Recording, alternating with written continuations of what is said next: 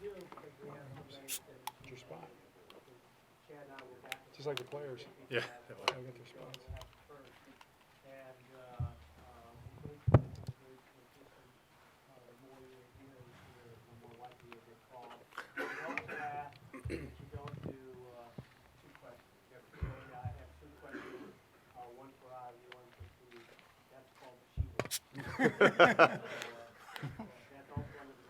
He's tough.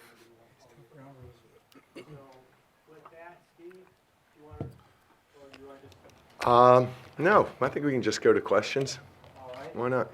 Joe, Jim Flacco's name was bandied about all during the last offseason regarding the it looks like it's a big topic again today. How much talk could there possibly been during the season? Can you say now that you're close? How about us? Well, we did, prior to the start of the season, get very close to a deal. But we did not come to an agreement. And it was a decision by Joe Linter, Pat, Joe Flacco, and I that we would stop negotiating once the season started. Everybody was on board with that, and we would allow the season to play itself out. Joe had the opportunity to sit down and talk with Steve during the season, early in the season, about it a little bit. But basically, the way we left it with the four of us is, okay, we didn't get a deal done. Let's play through the season, and once the season's over, we'll start back negotiating. Now, I will add, when I spoke with Joe, it was August, I think we might have been in the preseason already, because they had shut down negotiations, and all I wanted to do was make sure that he was comfortable with that and that it wouldn't be a distraction, and he assured me that it wouldn't, and so I said, we'll leave it. And obviously, they had an impasse, so I said, well, we'll leave it to your agent and Ozzie, and as long as you don't think it'll be a distraction, then I'm good to go. Jerry? Ozzie, now that you have the Super Bowl behind you, the calendar moves forward, and all of a sudden you have to focus on the offseason and next season. How important is it to create organizational priorities quickly moving forward? Well, it's very important. You could say we are 5 weeks behind the league, but I will take being 5 weeks behind the league every year. But we've started already. We had a great personnel meeting on yesterday. The coaches were very candid. We must have talked between 70 and 75 players on yesterday. So that laid the foundation. Pat and I have been meeting all morning. We'll meet this afternoon, and we're preparing ourselves to go down to Florida this weekend, to where we will sit down, Dick, John, Pat, Eric, Steve, and I will sit down, and we will talk through all the scenarios, just as we did in the past 2 or 3 years. And then we fast forward. As soon as I get back, we're right in the draft meetings. So it's full speed ahead. But I think with the people that we have in place that are in charge of different areas, we'll be able to move through it very smoothly. By the way, thank you for letting me have off for the parade on Tuesday. That was very kind of you. After yesterday, we went right back into those meetings, about 8 hours worth, and I drove home last night thinking, he is a tough boss, man. He didn't give me one day to enjoy this. Aaron, congratulations on the just you talked about all the decisions you'll have to make. Do you feel like, from a salary cap standpoint, regardless of what happens with Joe, whether he's franchised or you sign him, do you feel like you'll be able to retain some of your players? Or are you kind of prepared that you're going to lose a lot of free agents because of the realities of the cap? Well, first of all, we will discuss all of that this weekend, and we will come up with our priorities as to how we're going to go about building the roster for 2013. But we do realize that, starting with Joe, because, we do have, at some point in the middle of February, we got to make a decision whether it's the franchise tag or not. So, but we will put our priorities together once we all get together, get down there in Jupiter, and have a little chance to, vent a little bit between us. But we'll come up with a plan. Jerry? Steve, for you, have you decided about the size of the Super Bowl ring, a good question to ask. How are you going to divide them up in terms of how many people inside the building will receive them? All the reporters. And also, in regards to Ray Lewis leaving. How many questions is this? Yeah, they wanted white gold instead of gold. They wanted white gold instead of gold. We talked in the locker room while we were preparing for the parade, and that was the only question I asked. I said, we're going to start working on the designs. Kevin said, get your ring size, send it in, go to any jeweler. And I just said to the guys, I said, do you want yellow gold or white gold? And I heard a lot of white gold, and that was my preference too. So we have no idea what the design will be. Steve assured me that he is going to design a ring that I will never wear.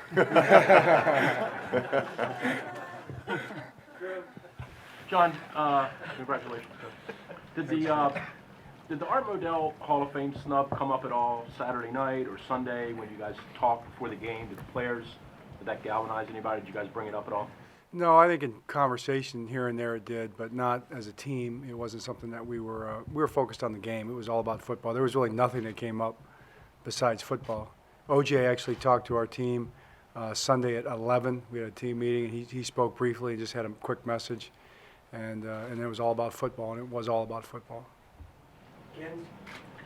John and Ozzie, as John, you said, you're not going to get the same team back. You know that. Are you confident that the play of the young guys that have come in from the injured veterans this year will help you guys moving forward? Yeah, I think that's a great point. You know, the fact that so many guys got so much experience and played well, they've gotten the taste of it. You know, they understand what it's like to play in big games. That's got to help us going forward. Ozzie, the last time you won the Super Bowl, you tried to keep that team together, and it became a tough salary cap situation after that. Did that experience at all play into what you might be doing this time, even though the cap seems like it's going to go up quite a bit in 2014? Yes, we will not repeat what we did in 2001 because we're trying to build where we can win Super Bowls more than just one more time. But I think our team is structured differently this time also. We do have some veterans that will probably be retiring, but we got a great nucleus of young players and players that are just heading into their prime that we're going to build this team around. But we are not going to be restructuring contracts to do all of those different things to be able to maintain this team to make another run. We're not doing that. But all that being said is, John and I have talked about, and we talked to the coaches, that doesn't mean that we don't want to try to go and repeat. And by the way, Stan, the cap is not expected to go up dramatically in 2014. Cap this year is going to be roughly $121 million. It should not be much more than $122 million in 2014. Albert? Ozzie, Dick, either of you guys can answer. Is there a big benefit to getting Joe done in the next 2-3 weeks? So maybe you don't have to tag him. You can keep his cap number manageable, and might that lead to saving a couple guys' jobs with the realities of the cap? Well, we're looking to get a fair deal with Joe. And yes, the franchise number does consume a lot of cap room.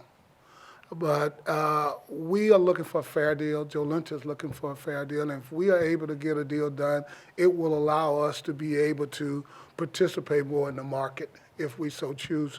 But we understand what the priority is. John, you're very hesitant to answer reflective type questions during the season. Now that this is over and you've reached the pinnacle of the sport, have you had a chance to reflect on everything, and what are your thoughts on what you've accomplished? No, I haven't. It's like Steve said. The parade was amazing, and then we had, Ozzie had us in there for 10 hours yesterday, grinding.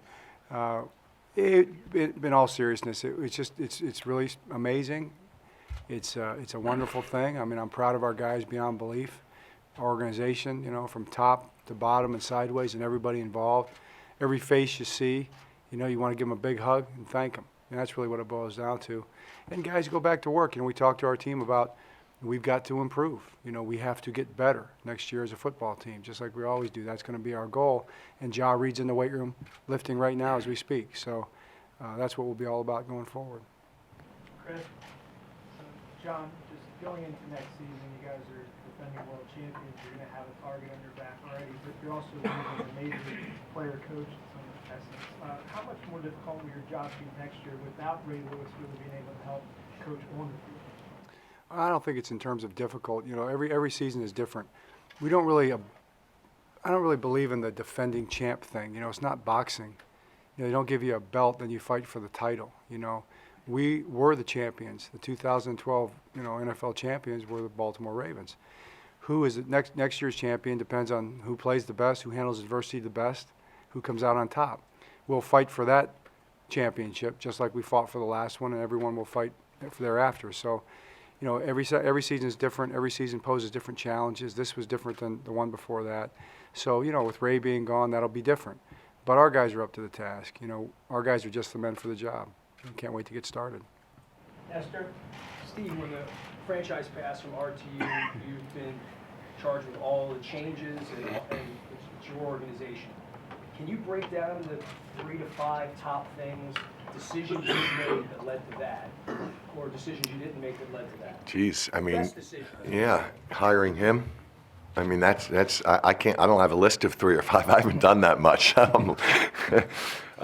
You know, I mean, look around with Ozzie and Eric and Kevin Byrne. Kevin doesn't get nearly as much credit as a confidant to all of us. He should be the 5th guy up here, really. I rely on Ozzie and John to counsel me through the football stuff, and I rely on Dick and Kevin to counsel me through the business side. And, you know, other than that, as you guys know, this place hasn't changed much. There's not much that I can hang my hat on.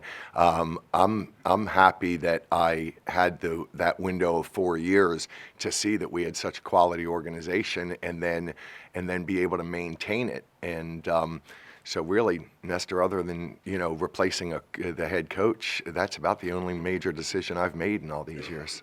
Unless you can come up with something that I did. Yeah, I'm willing to accept credit for anything else you can throw out there. What about player decisions, football decisions on draft day and signing free agents that you were brought into in some way? Well, no, because like I said, I love being closer to the decision than all the fans and all the reporters, because I get to hear these guys out and see what they like. And Eric and I are on the phone all the time because he stops taking my calls. You know, but personnel decision, it's like, gosh, Eric will tell me, look at this guy, watch this guy, and I do. And so then when they send me leading up to the draft, when they send me players to look at, I look at, and I sit there and tell them why I think we could do better with this guy over that guy if they're even. But I remember going back to 2002 when I said that when the top 2 guys left on the board were Lito Shepherd and Ed Reed, and we had Ed Reed above Lito, and I said to Ozzie, I don't understand this. If they're both have the same grade, why would you not take a corner over a safety? It just, that seems like that's a more important position. And Ozzie said, because I'm true to my board, and we took Ed Reed instead of Lito Shepherd. So I kind of learned from that point on that I better not engage too much in there to try and alter their decision making, or else we would have had Lito.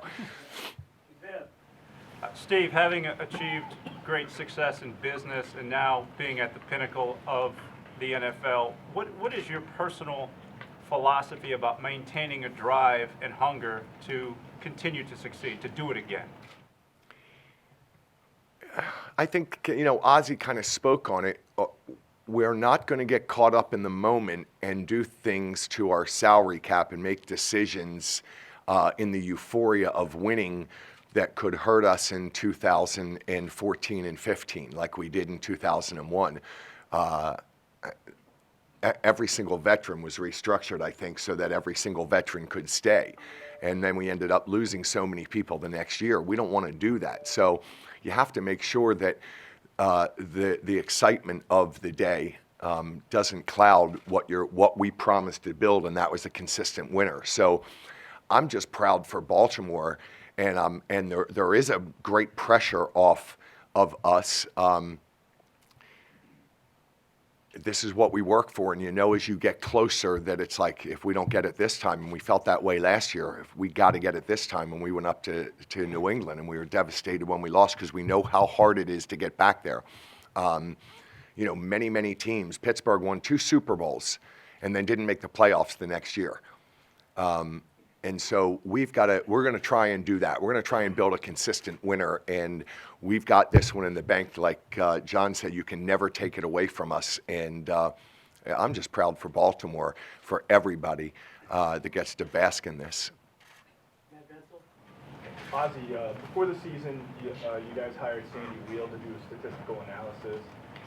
What were the benefits of that? And then, you know, how, as a front office, do you kind of, you know, weigh what he's passing along against what you guys are seeing with your own eyes? Well, that's still a work in progress. What he had to do was to come in and understand the football business part of it, and then to mesh that with the analytical aspects of what he could bring. But what we've been concentrating is he tried to help John and Matt Weiss through some things this offseason, but his main objective was to gather all of the information that we have over the last 7 or 8 years, compile it, and see what that information is going to present to us. And we'll be looking at some of that information as we move toward the draft. Ozzie, how much of a priority will it be this offseason to address the left tackle position long-term? And did Bryant McKinney's play in the postseason make him a more viable option to keep moving forward? Well, I think the thing that we found out this season is that we have probably about 8 or 9 offensive linemen with starter potential that were able to go in and play very good football for us. So I think you start that we got good depth. B-Mac is a free agent. I think the way he played down the stretch against Freeney, against Dumerville, and then against Alden Smith, I mean, I think it makes a statement for him. I think he has a decision to make there as to whether he wants to come back and play here. But I think we like our young guys. I think Juan Castillo is going to be a great addition to our staff. He's known for helping and developing young players. So I feel very good about our offensive line. And, you know, if you look at the point, you saying left tackle, but Von Miller plays on the left side, and he has to go up against the right. So right now, it's not a right tackle, left tackle thing. You have the ability to be able to hold up whether you play on either side or not. For any of you guys, can you talk about the first time that it entered your mind after Sunday night that you first thought repeat? I haven't thought about it yet. I haven't thought about I mean, the word repeat means nothing. I think it's just you go back to work. You know, you sink the pilings deep. You do the same thing you do every year, and we're going to try to sink our pilings deep into bedrock again this year, starting really this week already, the day after the game, and we just go back to work, right? Yes. Rod?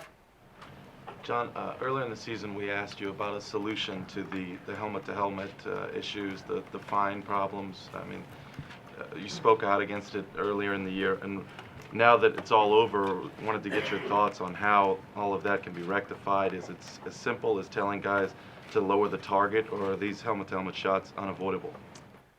It's not that simple. If it was, it'd be corrected. You know, it's complicated. Helmet-to-helmet shots on defenseless receivers, there are varying levels of it. You know, there are shades there. 50 Shades of Grey, is that a book or something I heard about somewhere along the way? You didn't read it yet? Yeah, I haven't read it. I haven't had time to do much reading. But there's a lot of gray there, and I think that I know the competition committee is going to go to work on that, and we'll have something to try to just clean it up and clear it up a little bit as best we can. But safety's here to stay. It's really important. Protecting guys and making the game as safe as we can is going to be very important. I'm stunned you knew the name of that. Wait till he finds out what it's about.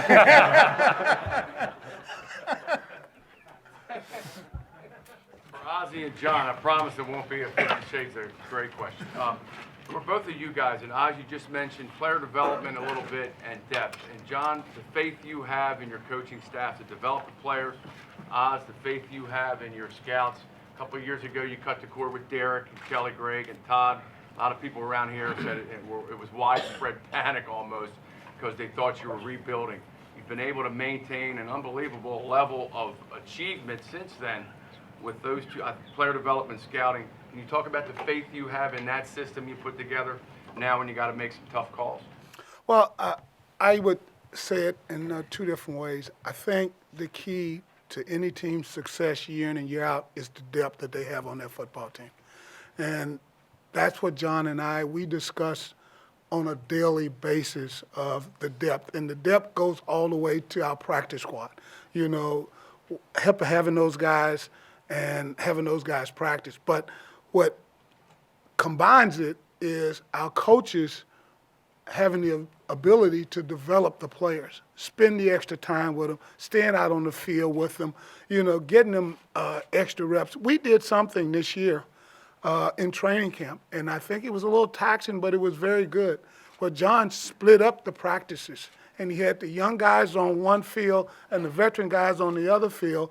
And you know what? So therefore, we didn't have to stay out there for 3 hours. But we had guys getting reps. And those reps, I think, paid dividends for us because I don't know how many reps Shockey Brown took during that time, but if we'd have just had a conventional practice, he wouldn't have got as many. So I think I realized and John realized the importance of depth, but John and his coaches and our staff, my personnel staff, we realized that the development of players is an ultimate thing that we have to do. Coach? Yeah, I concur. Yeah, it's just the thing that we have here that's probably, I think it's pretty unique around the National Football League is, and this is something, you know, Steve doesn't take much credit for anything, but what he has laid is an organizational structure where everybody works together, you know, and there really aren't clear lines of demarcation between people. Scouts and coaches work together. You know, front office and coaches and scouts work together. Everybody's involved with one another, and it's not like we all are responsible for our areas, but we all seek help. You know, I can walk into Vince Newsome's office at any time and just ask him what he thinks and how we're, you know, bringing along a player or something along those lines, and that's just huge for us. And I know that all the scouts feel the same way. Ozzie and I do it all the time, but it's not just us two. It's not just Steve and Dick or Kevin. It's everybody throughout the whole organization is just interwoven together. And to me, that's the key to any success that we have. Kevin? Steve, could you talk about the coaching job that John did this year, especially in terms of all the challenges that the team had to overcome?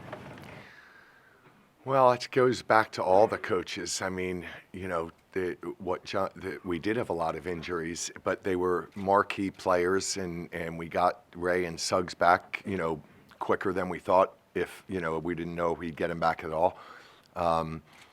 Masterful job, but I think that it's not a you know, mosaic really. It's just every day he comes in and he talks with Ozzie and they make the right decisions, and it goes back to having those young players capable of stepping up.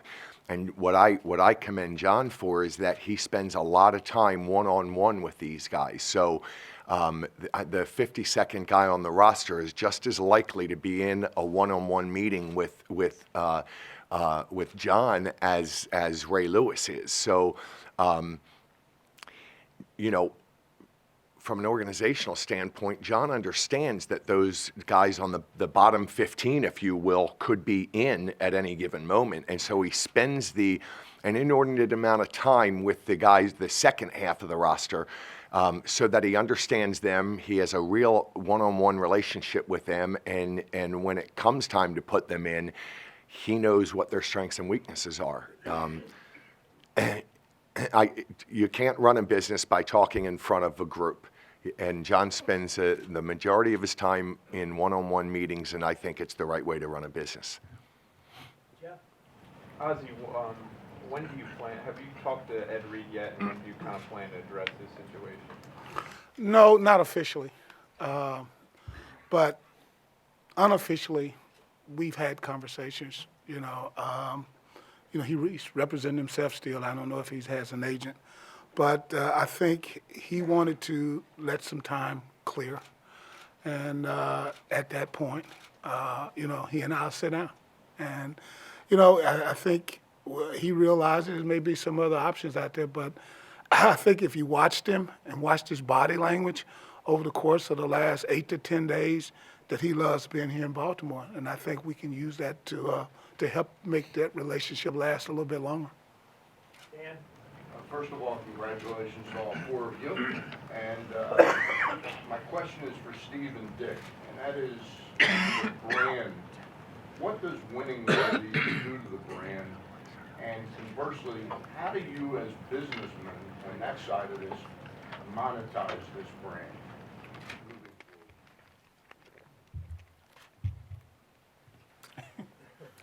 You know, we're monetizing, that's our job. We monetize every year. I don't think, you know, we've had shockingly little difference in tickets being renewed every year.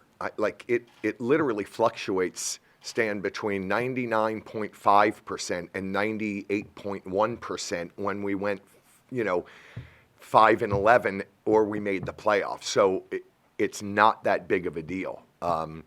Will sponsors be more inclined to get on us? Yeah, but you know, it's not that big of a money-making operation. I think that it's really just about what you're delivering and the pride associated with the brand, and it does, and we should be able to monetize it. But when so much of our money comes from the national level, it doesn't make that much difference. We're not going to see a huge spike in revenue because we won a Super Bowl. All I know is that the softness of our of that potential is hardened now. I think that, you know, we'll see the less turnover. We'll see more teams, more companies signing up with us.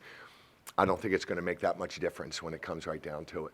I think it helps the brand in the sense that it strengthens our brand. It deepens our legacy in this region and probably a little bit more around the country. That doesn't result in more dollars, but it makes us a more valuable franchise. People look at us in a different light. It's very difficult. We have won now 2 Super Bowls in 13 years. That is very difficult to do. New England's won 3 during that period. No one else has won more than 2. 2 other teams have won 2. So I think that really deepens our legacy. I think you try to think of how many people in this region were watching that Super Bowl game and how many were children and how many will always remember that win and will forever be Ravens fans. And I think that's what I think is most important in terms of the win for us. It's building our fan base, having more and more fans think highly of the Ravens as an organization, and that's something that will stick with us and live beyond this year. Steve, this is for you. You saw the video probably of people literally trying to break into the stadium during the event. Obviously, everybody around here wants a piece of this team now. I'd like to get your impression from the fans' point of view of how this first training camp here went in terms of the lottery and everything, and do you expect a similar structure, the 3 off-site practices, or have you looked ahead at that yet? No, I haven't thought about it, but we're not going backwards, I can assure you. You know, we did those 3, and we want that interaction, so I'll push John to do a 4th one, logistically it's hard, but we're not going backwards. I think we should commit to 3, maybe. That's all I committed to, 3. I said I'll work on them on the other. His powers of persuasion are pretty renowned. Peter, someone's already addressed this question about 50 times more, but I want to ask Ozzie and Steve, during the 3-game losing streak and the 1-4 finish, how concerned were you, and was there ever a moment in there where you thought it was slipping away? Well, I engage in conversation with John 2-3 times a day. I think that's the strength of our relationship. So during that time, he and I were in constant conversation. And John knows I'm out at practice. I watch every practice tape. You know, he tells me what the game plan is, and I have an understanding of that. So he and I was able to sit there and talk through it. But we knew, we never lost sight of what the goal was. The goal was to win the division. And even though we were struggling, we were still 1 game ahead, 2 games ahead. We needed to win 1 game to win the division. So we never lost focus on what our first goal was. We never lost focus on that. But we also was able to sit there throughout all of that time, you know, watching practice and watching the practice tape and interacting with each other and the players, and to realize that, you know what, this thing could turn around. It could turn around very huge, and it happened that way. Yeah, it's a blur to me because you know, you guys get to write about it all week, and we turn around and start worrying about the next opponent the next day. So like a 3-game losing streak really didn't register to me because, like I said, we weren't losing ground. I think Pittsburgh was losing at the time too, and so we were just kind of counting our blessings there at that point. But the whole idea of like being hot and it was up to last week that everybody kept saying that, you know, we had lost 4 of our last 5 and all this. And, you know, they're picking and choosing what they want to do because we lost 3 and then we turned around in a must-win game and beat up the Giants pretty good at home. And that got us clinched and it got us the ability to rest our starters. And then we lost to Cincinnati and they came up with this lost 4 of their 5. They have no momentum going in.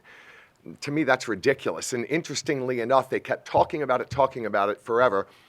And then yesterday, I read a report that said every single team in the last 7 years has lost like 3 of their last 6 games. So they build up this big thing that we can't win because we're losing. And then once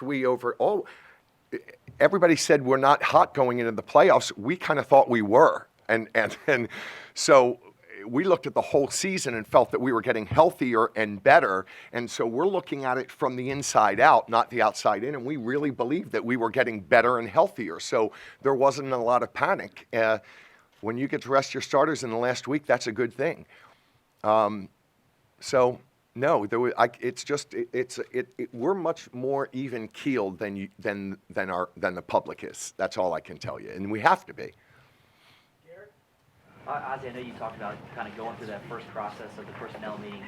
As you look at it in the early stages, what do you see as the biggest needs heading into this offseason? Well, I mean, as we talked about it, the middle of the defense, we think we got to get better at defensive tackle. We know we got one linebacker retiring, another one that's a free agent. We got a safety that's a free agent, and some young guys that have yet to step up. So we would say the middle of the defense is probably the one area that we will concentrate on. But in saying that, we realize that pass rushers and guys that can cover, we felt pretty good about that. You know, we still need an elite pass rusher to match the guys that we have. But when we talked through it, we felt very good about it. We got guys out on the edges that can cover and can cover with the best of them. And we got some guys that can set the edge and that has some potential to rush the other passer. So offensively, you know, we will not turn down a good player if that player is available for us on the offensive side of the ball. We just won't do it because you can never have enough depth. I mean, we got to a point in the last 2 or 3 weeks where Anthony and Bernard Pierce was hurt, and we didn't know they were going to be able to play in the game. So, you know, so we continually look for quality depth so that when we run into issues like that, we don't have to panic or we don't have to go out and do something drastic. Steve, if you have to go the franchise route with Joe, would you anticipate him being present in the offseason and up until training camp if that's the route that has to be done? It's us. Well, yeah. I don't know. I don't know the answer to that. You know, right now the off-season program doesn't start, I think, April 10th. So everything is pushed back now with the new CBA. But I do know that Joe has a very good relationship with Jim Caldwell. And it was amazingly nice to hear how Jim said yesterday at our meeting, anytime he would ask Joe to show up, he showed up. So that relationship is there. And I think Joe and Jim will be able to maintain that relationship while Pat, Joe Linton, and I and Steve negotiate a deal. And I think that's huge. Steve? Ozzie, I want to ask you a question about the franchise tag. I assume you won't tell us which level you put on with Joe, the high one where you keep him or the lower one where you could lose him to 2 first-round picks. Could you tell us how that whole process works, whether or not if you put him with a lower one, the team would just give up their 2 consecutive first-rounders? And when you've done it in the past, which route did you go with Haloti and Suggs and McAllister and guys like that, and whether or not teams historically have lost players at all if they went the route where they could lose them to 2 first-rounders? Well, you kind of explained it yourself. I mean, if you put the low 10 on his 2 first-round picks, and I don't know if any team did, but you have to look at is what the Redskins did this past year to move up to get Robert Griffin. You know, if someone thinks that a quarterback is that valuable, and I'm sure you can talk to Bruce and Mike and Mr. Snyder, and they're very happy with RG3 right now, and they don't mind not having those draft picks. So I can't monitor, I don't know what 31 other teams are doing, so we got to prepare ourselves for it. And then we also know what the exclusive tag does. You know, it puts him out where it basically takes him off the market. Those are some of the things that we'll talk about, but I'm coming away today thinking that we can get a deal done. You know, we've got deals done with Haloti, J.O., Ray Rice. I mean, you know, we've gotten big time to Suggs. You know, I got a very good owner he understands the business. He understands the importance of certain positions. So I'm optimistic. But you know what? Which tag we'll use, we don't know. We'll be prepared for either scenario. Randy Harris? This is for John. With Ray retiring, you know he's got plans to go watch his son, maybe do television. Are there any plans that he'd be around as a coach? Have you talked to him or even a tutor just to be around and help? Well, you know, all of our guys, all the guys that played here come back often, you know, and they talk to players, and they're always welcome. Of course, Ray would be no less than that, you know. We have talked about it. He knows he's always welcome. He has not expressed an interest to coach. I have asked him, and he's not interested. But Ray, we've talked about Ray's iconic. He's going to be doing so many just amazing and powerful things, and he's excited about those things. Aaron? John, how is Haloti doing? Is he doing okay? He was not on crutches, moving around all right. So he dodged the bullet there. And is Jameel McClain making progress? A little bit about his Haloti, yeah, nothing serious with Haloti. There's some things in there we'll just have to see, but it won't be anything that should keep him out of training camp or anything like that. And Jameel, we're still looking at Jameel. I'm very optimistic based on what Ozzie shared with us yesterday. We're very optimistic about that. Jeff? John, excuse me, Ozzie, you had mentioned a couple players who said retiring, plural. Other than Ray, are there other players that you have an idea that may not have voiced to you that they may not be coming back? Not officially. Morgan? You've said Joe's the priority. You hope it gets done. If he does, who becomes next for the tag? Well, you know, that's what we will take the time for the tag. Oh, I don't think if we get a deal done with Joe, we will not franchise another player. We will not do that. You okay with that, right? Absolutely. All right. That's one less thing you have to talk about this week. You're good. Constant communication. Ryan? Steve, can you just talk about what you saw from Joe Flacco this year and the progress that he made? Yeah. You know, I think John's better off explaining that, but I saw a guy just maturing the way we would expect him to mature. I mean, we were sitting here last year and I said the same thing, you know, a husband, a father, familiarity with what we're asking him to do, all those things work in his favor. And, you know, I said last year I didn't expect him to change. And he is who he is, and his demeanor we're very comfortable with. We don't need a screamer.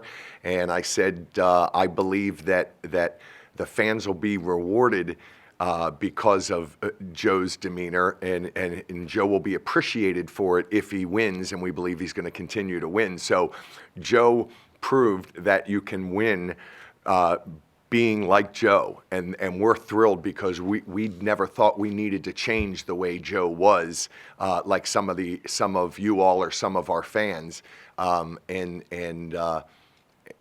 now he gets to say, I told you so. So you can be like Joe and you can win. I told the national guys after the Super Bowl that night, I said he went to the Eli Manning School of Disrespect, and you know, they gave Eli the same business, and now he's got 2 Super Bowls and Peyton's got 1. So we'll let Joe do it his way.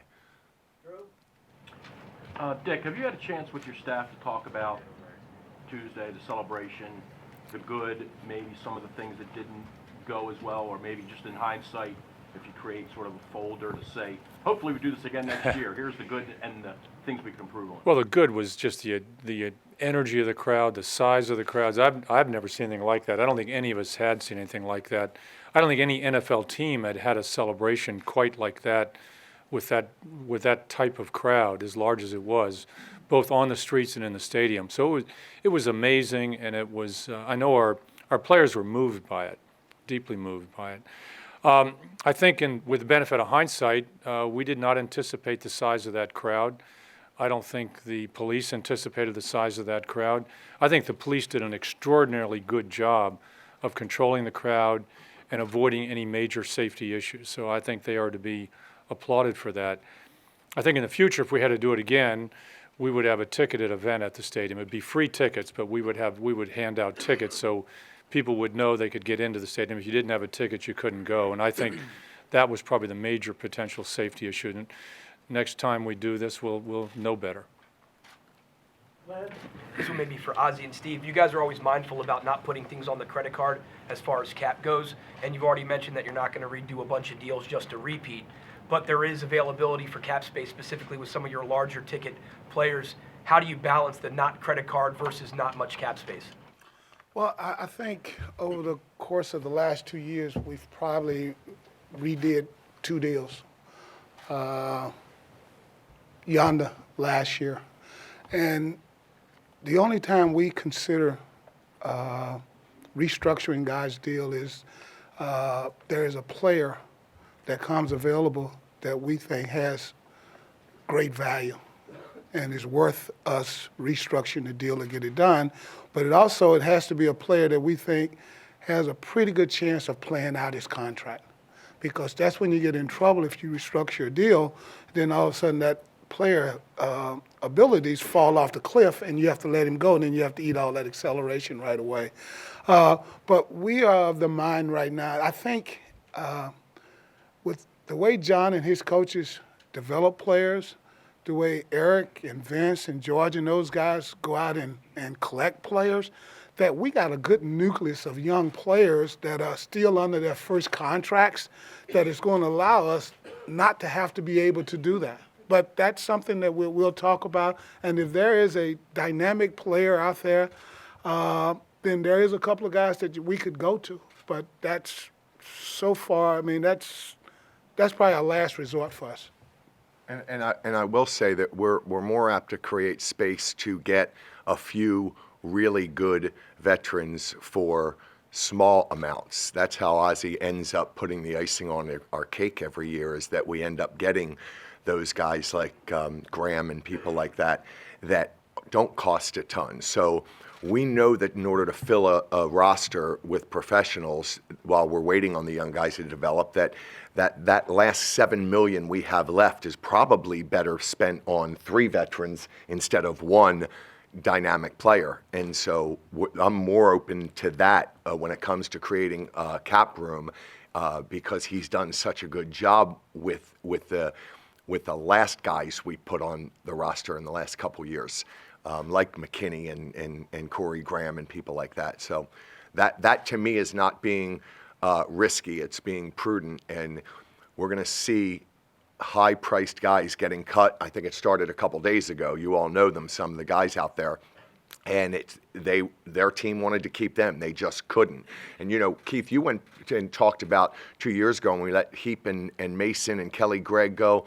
That stands out because maybe it stands out to you or some of the fans, but we were just as drastic last year. I mean, we let Haruki go, we let Zibagowski go, we let Corey Redding go, we let Jared Johnson go, we let a Pro Bowl Ben Grubbs go.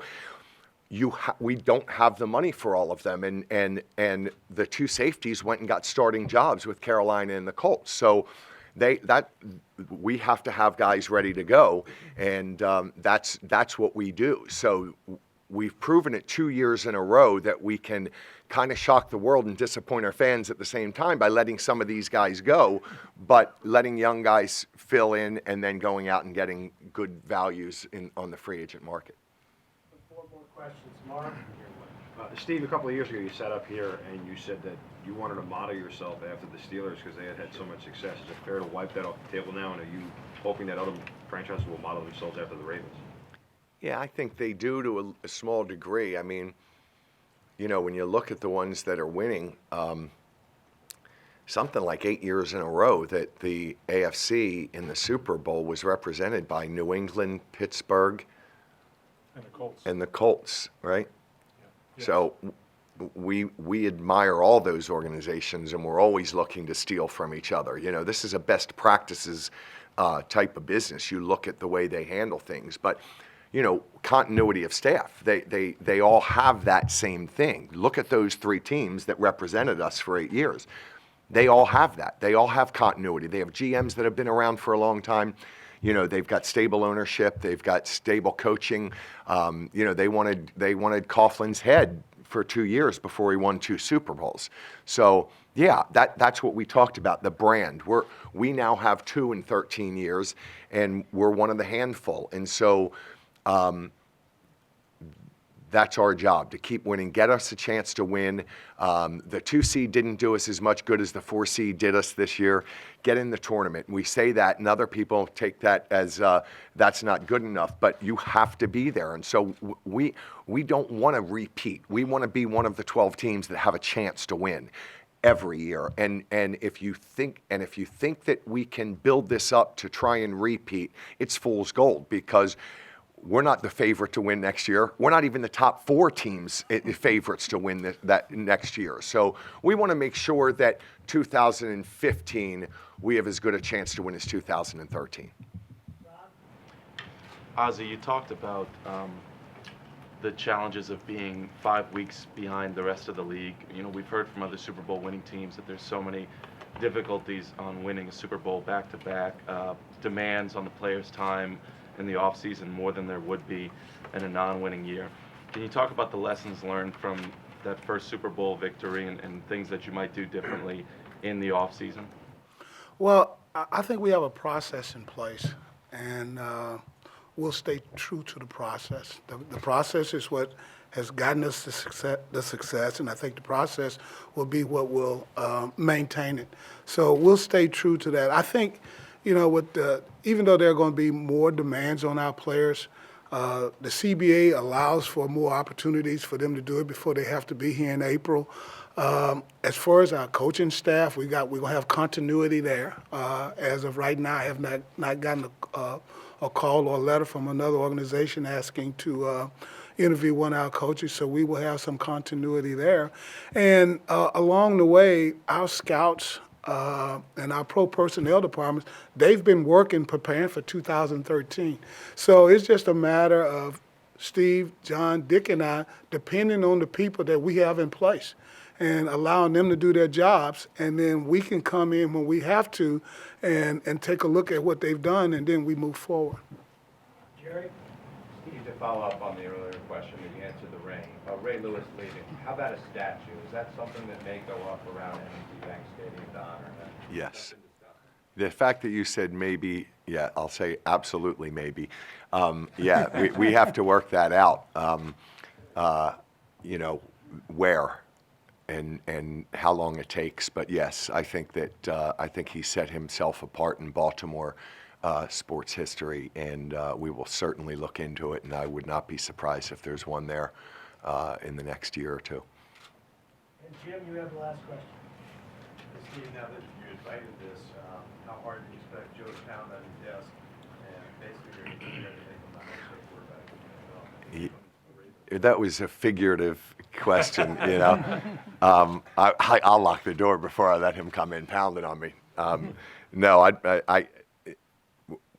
that's what we wanted. We wanted to see him do this, and he did. And like I said, this is history, and so I have faith that it didn't set us back in our negotiations, really.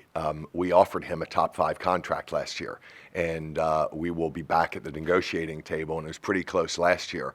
And so we'll be right back at the table, and I don't see us winning the Super Bowl making the negotiation any more difficult than it would have been had we gone out in the first round of the playoffs. That might have been more difficult. So we both know that we want each other.